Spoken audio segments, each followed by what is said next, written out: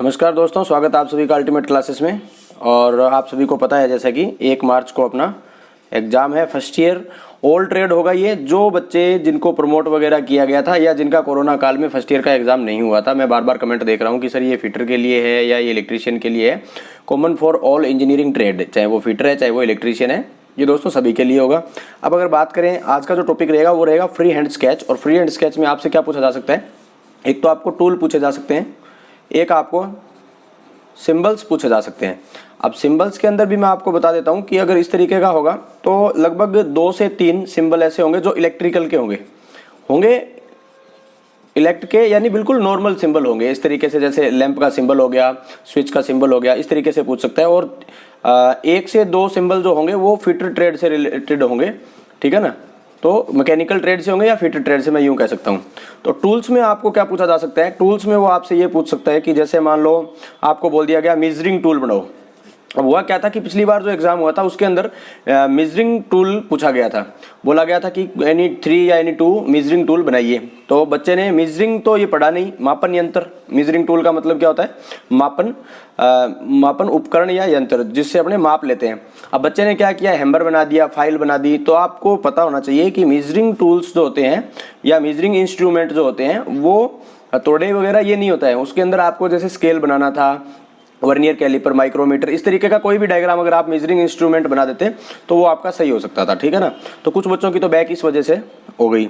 अब अगर मैं बात करूं कि टूल्स हो गए, सिंबल हो गए, और इसमें आपसे और क्या पूछा जा सकता है, तो इसी के अंदर जैसे बोल्ट, ठीक है ना, नट, इनके फ्री हैंड स्केच बनाने पूछ सकता है। एक तो बोल्ट और नट का जैसे ऑर्थोगोनल व्यू पूछा, वो तो एक अलग ही क्वेश्चन हो जाएगा। जैसे कि मान लो आपको हेक्सागोनल हेडेड बोल्ट का, हेक्सागोनल हेडेड बोल्ट, और इस हेक्सागोनल हेडेड बोल्ट का ऑर्थोग्राफिक व्यू बनाइए।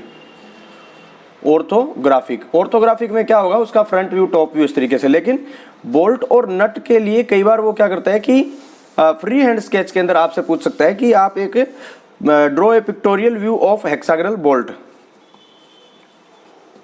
पिक्टोरियल व्यू या इस तरीके से लिख सकता है कि हेक्सागोनल बोल्ट का फ्री हैंड स्केच बनाइए।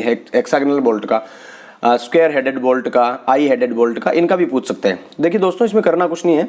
आपको अगर हेक्सागोनल हेडेड बोल्ट का क्या पूछा जाए कि आपसे पूछा जाए कि आप बनाइए क्या, पिक्टोरियल व्यू, तो आपने क्या करना है, इस तरीके से 4 लाइनें खींचनी है।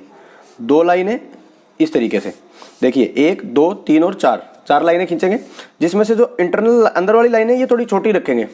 अब ये जो पीछे का भाग है इसको अपनी पेंसिल से इस तरीके से घुमाएंगे आप, ठीक है ना, सेम एलिप्स की आकृति के हिसाब से। बस फ्री हैंड है, आप यहाँ पर स्केल का भी यूज कर सकते हैं।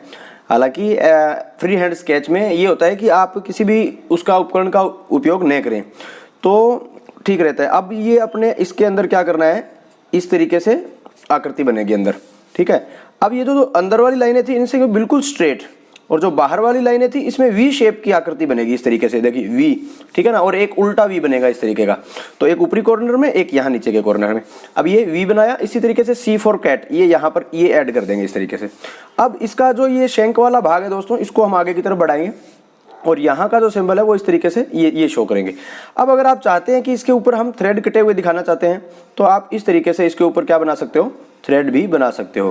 तो ये है दोस्तों हेक्सागोनल हेडेड बोल्ट का पिक्टोरियल व्यू, ठीक है। अब यही क्वेश्चन पिक्टोरियल व्यू न आकर के या फ्री हैंड स्केच न आकर के अगर आपसे पूछा जाए कि draw the 3 views of hexagonal headed bolt, तब आपको क्या करना है, तब आपको ये जो शंख वाला भाग है इसका एक डायामीटर दिया जाएगा, ये इसका डायामीटर d, जो कि आपको गिवन होगा। अगर वो 10 mm लिखते हैं तो आप इसकी चौड़ाई 10 mm लिखेंगे, ठीक है ना। और शंख भी दिया हुआ होगा, जैसे इसको लिखते हैं m 10 × 45, मान लीजिए मीट्रिक चूड़ी का व्यास 10 mm। m का मतलब यहाँ पर क्या है, मीट्रिक, थ्रेड का डायामीटर 5 व्यास, ठीक है। और 45 इसकी क्या दी हुई है, 45 इसकी दोस्तों दी हुई है लेंथ, ठीक है ना। तब आपको क्या करना पड़ेगा, इसका आपको व्यू बनाना पड़ेगा, ठीक है। तो ये हेड की जो मोटाई होती है, ये जो एक्रॉस कॉर्नर साइज होता है ये होता है 2D, 2D, मान लीजिए D उसने दिया 10 mm, तो ये आप रखेंगे कितना 20 mm। अब यहाँ पर 2 लाइनें आप इस तरीके से खींचेंगे। एक थ्रेड लाइन का प्रयोग कहाँ करेंगे वो मैं आपको भी बता देता हूँ। ये जैसे शंख का ये भाग है, यहाँ से मान लीजिए यहीं से एक पतली सी लाइन थ्रेड लाइन के तौर पर यूज होगी। तो देखिए दोनों में डिफरेंस है। क्वेश्चन को आपने ढंग से पढ़ना है कि बनाना क्या है। अगर आपसे फ्री हैंड या pictorial view of hexagonal headed bolt पूछा जा रहा है तो आप ये डायग्राम बनाएंगे, और अगर आपसे ऑर्थोग्राफिक व्यू पूछा जा रहा है तब आप ये वाला व्यू बनाएंगे, और इसके साथ में इसका दूसरा व्यू भी तैयार करेंगे हेक्सागन का, ये इस तरीके से, ठीक है ना, हेक्सागन का ये इसका टॉप व्यू, तो ये वाला व्यू भी आप तैयार करेंगे, ठीक है। इसके बारे में डिटेल से उन्हें हो सकता है नेक्स्ट वीडियो में डिस्कस करेंगे। अभी मैं आपको बता रहा हूँ number 1 hexagonal headed bolt. Number 2 में आपको क्या करना है दोस्तों, स्क्वायर हेडेड बोल्ट के बारे में अगर पूछा जाता है तो वही आइसोमेट्रिक प्रोजेक्शन जब हम बनाते हैं ना तो 30 डिग्री के एंगल को हम दिमाग में रखते हैं। तो इस तरीके से हम एक शैंक पोर्शन बनाएंगे। ये थोड़ा सा मैं तिरछा इसलिए शुरुआत की है मैंने क्योंकि मैं कोई भी पिक्टोरियल प्रोजेक्शन अगर आप तैयार कर रहे हैं तो दिमाग में आप ये रखिए कि मुझे 30 डिग्री के कोण पर पेंसिल को यूज करना है, 30 डिग्री पर। तो इस तरीके से जो भी आपका ये पोर्शन बनेगा, ये ड्राइंग बनेगी, ये आपका होगा कौन सा, स्क्वायर हेडेड बोल्ट।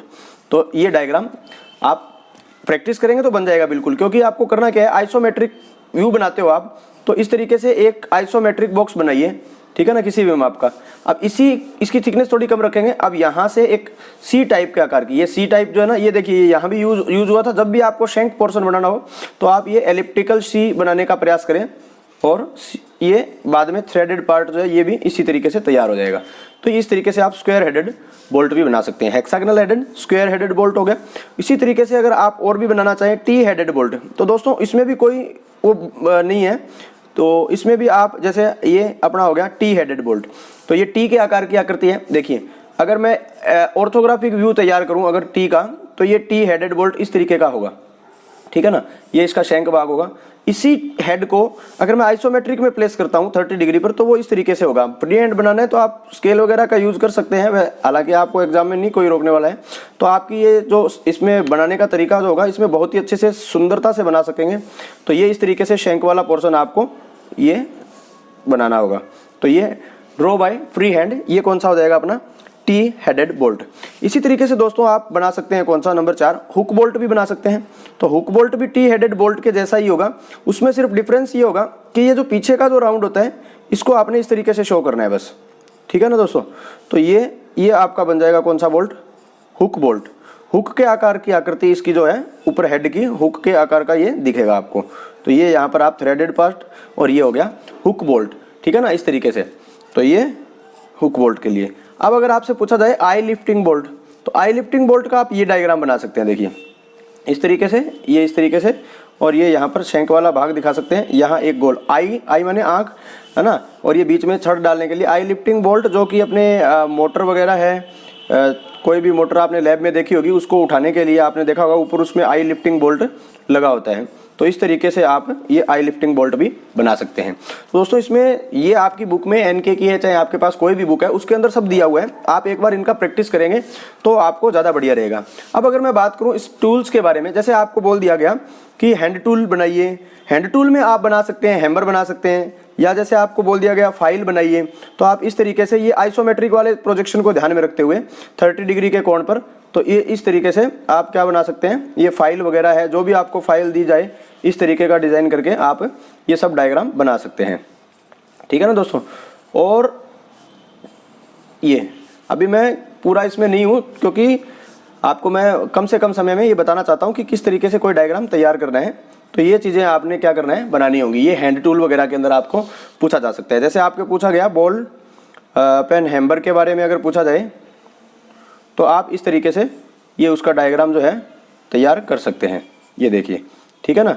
तो ये इस तरह हैंडल लगा देंगे। ये थोड़ा आपको डिज़ाइन करना होगा, अपना थोड़ी सी कलाकारी करनी होगी इस तरीके से, और ये आपका हैमर तैयार हो जाएगा। तो इस तरीके के क्वेश्चन आपसे पूछे जाने की उम्मीद है, ठीक है। और सिंबल से रिलेटेड मैंने वीडियो डाला हुआ है, आप प्लेलिस्ट में जाएंगे तो आपको इलेक्ट्रिकल के जो सिंबल बेसिक सिंबल है 20-30 सिंबल है, उसमें से भी आप इसकी तैयारी कर सकते हैं, ठीक है ना।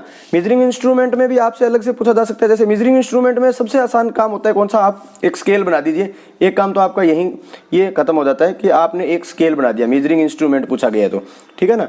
तो इस तरीके से ये स्केल बनाना आसान रहता है। फिर अगर आपसे पूछा जाए तो आप एक स्टील टेप बना सकते हैं, टेप रूल बना सकते हैं। देखिए इस तरीके से सर्किल के आकार की आकृति को दिमाग में रखना है और ये यहाँ से टेप बाहर निकलते हुए रोल, और ये इस तरीके का डायग्राम अगर आप बना देंगे तो ये मेजरिंग इंस्ट्रूमेंट में आपका काउंट हो जाएगा। ये आपने देखा भी होगा इस तरीके से। ये लीजिए, तो ये दोस्तों कुछ एक इम्पोर्टेंट फैक्ट है जिनसे रिलेटेड एग्जाम में पूछा जा सकता है। अगर अब बात करें नट की बात करें तो नट भी देखिए काफ़ी है।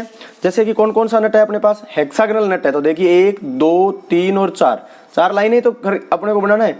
अब आप इन लाइनों को बनाने में कितना परफेक्ट है, कितनी सुंदरता से आप इसको बना सकते हैं, वो आप पे डिपेंड करेगा। तो ये लीजिए आपका हेक्सागोनल हेडेड हेक्सागोनल नट तैयार हो गया। ये था अपना हेक्सागोनल बोल्ट, ये हो गया हेक्सागोनल नट। हेक्सागोनल नट, और अगर आपसे कुछ और मैं बताऊं तो जैसे ये नट हो गया आपके पास, कौन सा नट, विंग नट, ठीक है ना। और जैसे आपसे पूछा जा सकता है सिलेंड्रिकल, ठीक है ना। ज़्यादातर कौन सा पूछा जाता है, तो ज़्यादातर तो आपसे यही पूछा जा सकता है। तो ये हो गया सिलेंड्रिकल, ठीक है ना। स्क्वायर नट की अगर बात करें तो ये आइसोमेट्रिक के तरीके से ही हमें ड्रॉ करना होगा। इस तरीके से यहाँ पर बीच में ये छेद दिखाएंगे और ये इस तरीके का पार्ट जो है वो यूज़ करेंगे हम किसके अंदर, ये स्क्वायर के अंदर थोड़ा थ्रेड कटे हुए दिखा सकते हैं। तो ये पिक्टोरियल है इन सभी के, ठीक है। ऐसे ही अगर मैं बात करूं और जैसे कि एक कैपेसिटर नट है, रिंग नट है, विंग नट है।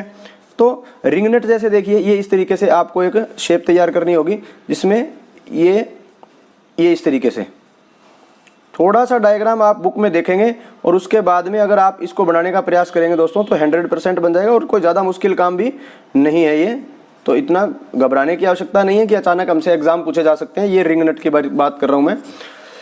तो एग्जाम टाइम में एक क्वेश्चन ऐसा होगा जिसमें आपसे, चाहे वो किसी भी स्टेट का है, अब कुछ बच्चे मेरे से ये भी डाउट कर रहे हैं कि सर कौन से स्टेट का है ये, तो स्टेट के लिए मैं बता देता हूँ मानसिकता क्या रहती है एग्जाम बनाने वाले की, प्रश्न पत्र बनाने वाले की, यही रहती है कि बच्चों से केवल वही चीज़ें पूछी जाए, कॉमन बातें पूछी जाए जो कि उसके सिलेबस के अकॉर्डिंग उसको दिया गया था पढ़ने के लिए, ठीक है ना दोस्तों। Have a nice day from my side. आज के लिए इतना ही है। थोड़ा सा इस पार्ट को आप देखेंगे, नट बोल्ट वगैरह की ड्राइंग आप देख करके जाएंगे और इंस्ट्रूमेंट टूल वगैरह आप सब चेक करके जाएंगे, ठीक है ना। उसके बाद में जैसे मैं बात करूं तो ये हैंड टूल हो गया अलग, मेजरिंग टूल हो गया अलग, ठीक है। नट और बोल्ट ये इस तरीके का अपना एक प्रश्न होगा, उसमें या तो सिंबल हो सकते हैं, ठीक है, छोटा प्रश्न होगा 15 नंबर का होगा, उसमें 5 into 3 होंगे, मतलब 5 क्वेश्चन होंगे, प्रत्येक क्वेश्चन 3 नंबर का होगा, छोटे क्वेश्चन होंगे। तो इस तरीके से आपको एक 15 नंबर का प्रश्न इसमें मिल सकता है। क्लियर है। चलिए वीडियो को ज़्यादा से ज़्यादा शेयर कर दीजिएगा क्योंकि ये बहुत कम समय में बच्चों को, मैंने अभी 3 वीडियो अपलोड किए हैं। 3 वीडियो में आपको इन 3 वीडियो का अकॉर्डिंग अगर मैं बात करूं तो आपका 80 से 90% जो है आपका प्रश्न पत्र इसी में से होगा, ठीक है। इसके अलावा कुछ बच्चे ये भी मुझसे पूछ रहे थे कि सर ऑर्थो से आइसोमेट्रिक अगर हो सकता है क्या? हाँ हो सकता है। तो उसके मैंने 4 वीडियो अलग से प्लेलिस्ट में डाले हुए हैं, आप उसको देख सकते हैं। ज़्यादा मुश्किल पेपर नहीं होगा, बहुत आसान पेपर आएगा आपका। ऑर्थो टू आइसो भी पढ़ सकते हो और प्लस प्रिज्म और पिरामिड, पेंटागनल, प्रिज्म और पिरामिड। अब नेक्स्ट जो क्लास करेंगे ना अपने में, कल की क्लास होगी तो उसमें हो सकता है मैं आपको प्रिज्म पिरामिड के बारे में शीट पर कैसे बनाएंगे उसका थोड़ा सा आपको मैं अभ्यास करवाऊंगा। और इसका हेक्सागोनल हेडेड बोल्ट जो है इसके बारे में मैं आपको ऑर्थोग्राफिक व्यू कैसे तैयार किया जाता है उसके बारे में और थोड़ा आपको बताऊंगा। क्लियर है।